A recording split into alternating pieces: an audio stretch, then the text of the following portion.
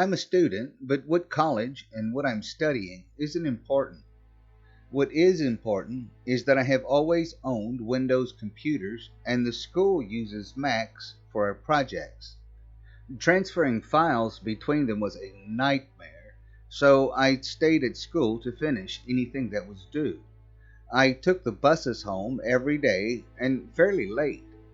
My school wasn't very far away from my place.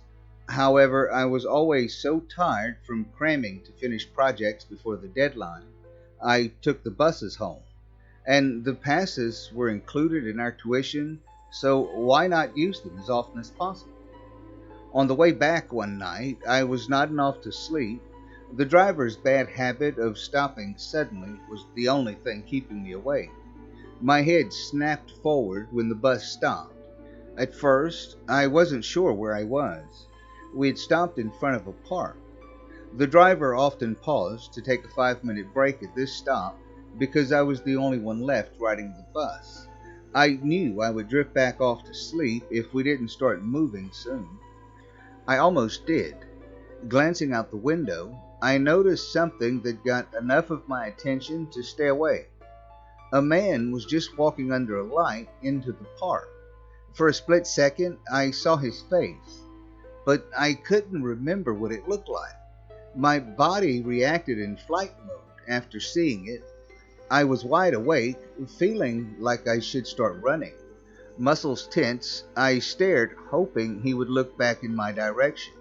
I burned the rest of his image into my mind due to how the smallest hint of seeing his face screamed danger. He looked normal, tall and thin, and dressed in a maroon suit.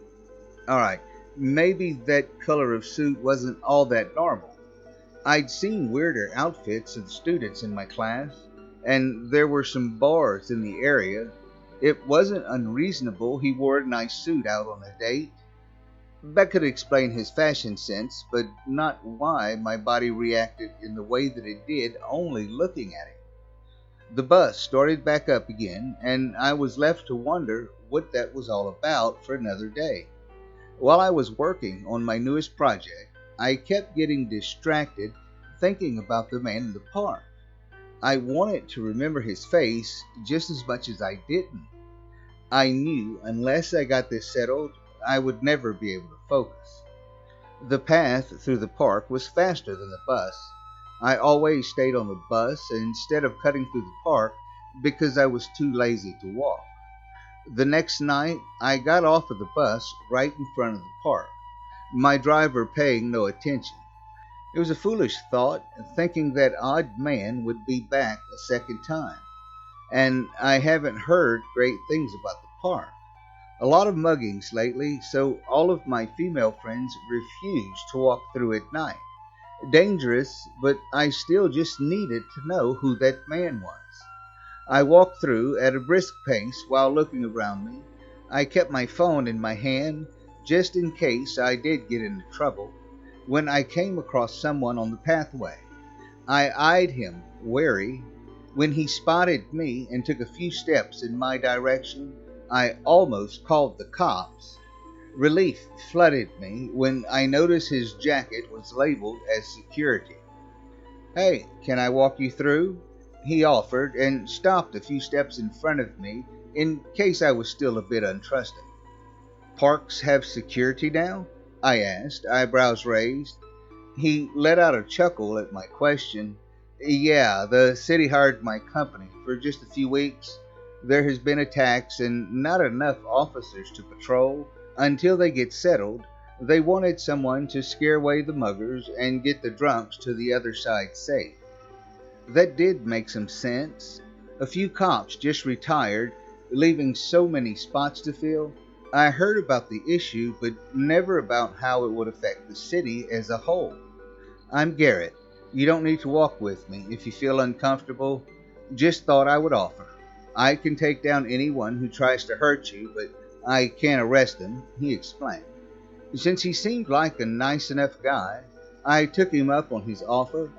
I couldn't ask him about the odd man I'd seen before, so I let him talk about his job for a few minutes until I was out of the park. I thought if we spoke enough, the topic would come up naturally. It didn't by the time I was on the other side.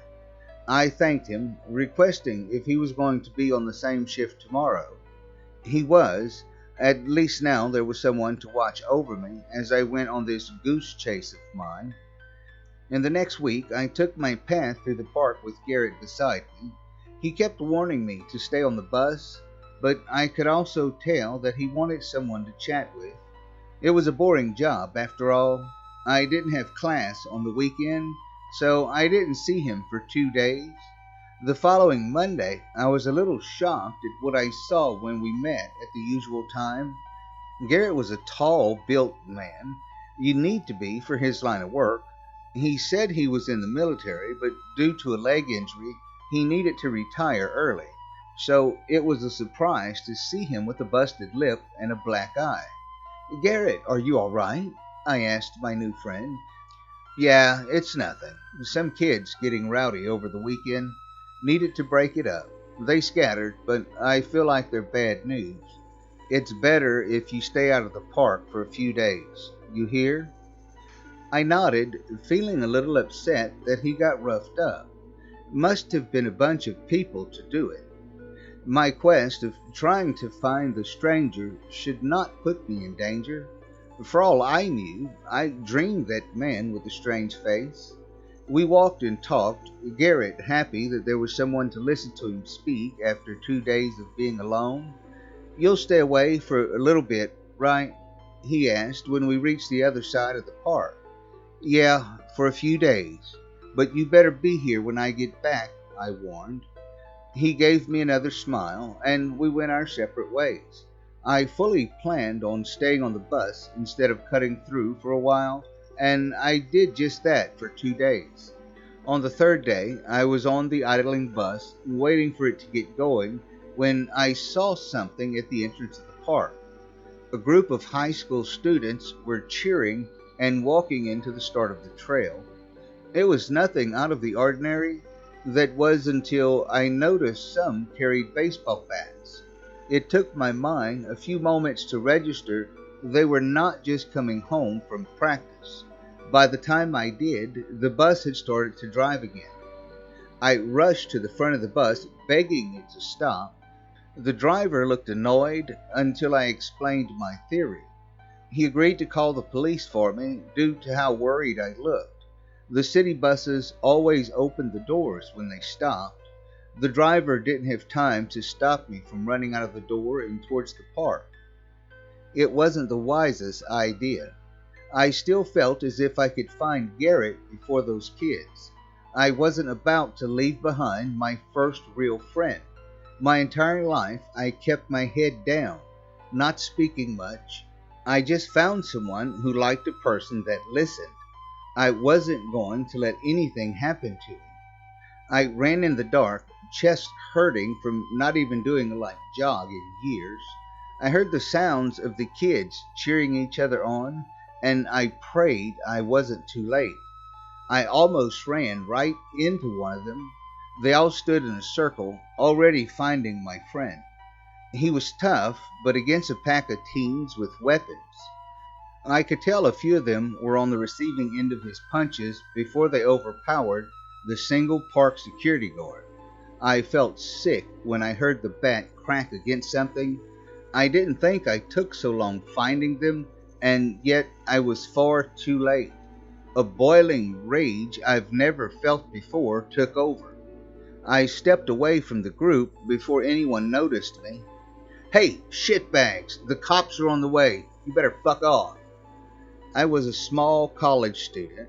I may have had a few years on these kids, but every single one of them were taller and stronger than me. Some turned their heads and laughed at my poor attempt at being intimidating. "Oh, then we better finish this up soon," one near the middle replied with a horrible laugh. He raised his bat to bring it down on my friend, hidden between them all. I stood, mouth open, unable to do anything. I couldn't even let out a scream to help my friend. By some miracle, he stopped. All of them did. Confusion plastered over their faces as they looked towards me. No, behind me. Who the hell are... One of the teens started, but stopped as his voice trailed off into a choking sound. I didn't turn around to see what they were all looking at. I watched all their faces turn from confused to pure horror. Faces pale, some gagged and others choked. Their weapons clattered to the ground as each one of their mental states disintegrated in front of me. A few stood completely silent and wide-eyed as blood started to come from their nose. As they collapsed to the ground, I could see Garrett curled up, protecting his head. I wasn't sure how badly he was hurt. I wanted to go over to him, but first I needed to know what was behind me. I turned to face the man in the suit that led me into the park to start with. He stood under a light, a step away from me. If he had eyes, he would be looking down on me. Instead of a face was nothing, just a void of black. At first it was a simple void. Then the longer I looked at it, I started to see shapes shifting and twisting. Shapes no word could ever be created to describe. My head pounded, but I simply could not look away. I have never been so scared before in my life. I don't know how my heart didn't stop right then and there. The world shifted around me to make me feel like I was no longer standing still, as if everything was shaking and yet not at the same time. Out from the void, these colors and shapes, not meant for human eyes, came towards me endlessly. I was vaguely aware of my own nose bleeding and my fingers twitching from the horror that should not be a part of this world. Time had no meaning as that void of nothing, and yet everything stretched out before me. I looked for so long I saw something I should not have seen, a hint of this creature's real face. The smallest of glances of that face made my heart beat, and I was snapped out of the trance that the void brought me into. My head hurt, and my nose was bleeding still, but besides from that, I was fine compared to the teens behind me. The man had his hands in his pocket, and when I started to dab my nose on my sleeve, he reached out for me. Without being able to stop myself, I reached out and took his hand. The shapes and colors still swirled around in the void of a face, making me dizzy, but I could stand it. I was feeling a stronger emotion than fear. I was still scared out of my wits, but lightheaded from the sudden fluttering in my stomach. "Are you single?" I wanted to scream. All movement around the void stopped. The man looked stiff and somewhat without a face, embarrassed.